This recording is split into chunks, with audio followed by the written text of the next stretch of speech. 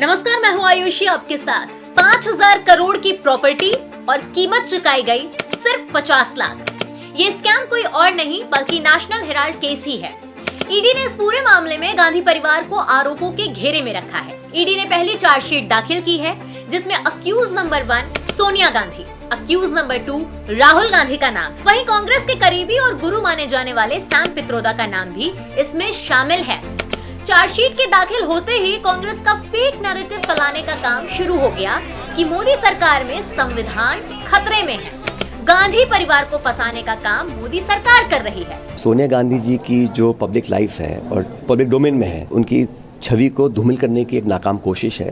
लेकिन national Herald case को लेकर पहली शिकायत सुब्रमण्यम स्वामी ने की थी, न कि मोदी सरकार। खैर, नेशनल हेराल्ड केस है क्या, उसे भी समझ लेते हैं।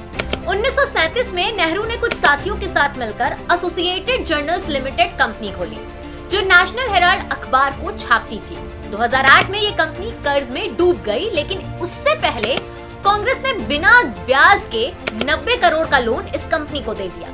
फिर 2010 में आई यंग इंडियन कंपनी, जिसने महज 50 लाख में इस कंपनी को खरीद लिया। वहीं ईडी का इस पर दावा है कि यंग इंडियन कंपनी पर गांधी परिवार का पूरा कंट्रोल था।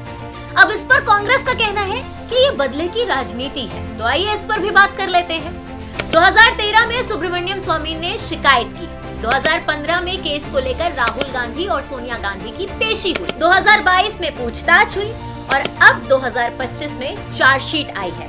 अब सवाल ये है कि अगर ये बदले की राजनीति है तो उसी समय चार्जशीट दाखिल कर दी जाती, जांच की जरूरत ही नहीं होती। और वहीं वाड्रा से भी पूछताछ हुई तो कांग्रेस के अलबेले स्वर तेज हो गए।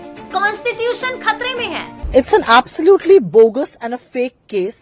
The reality is that there is no substance to this case. It's a case where charges of money laundering have been leveled when not a single penny has exchanged hands.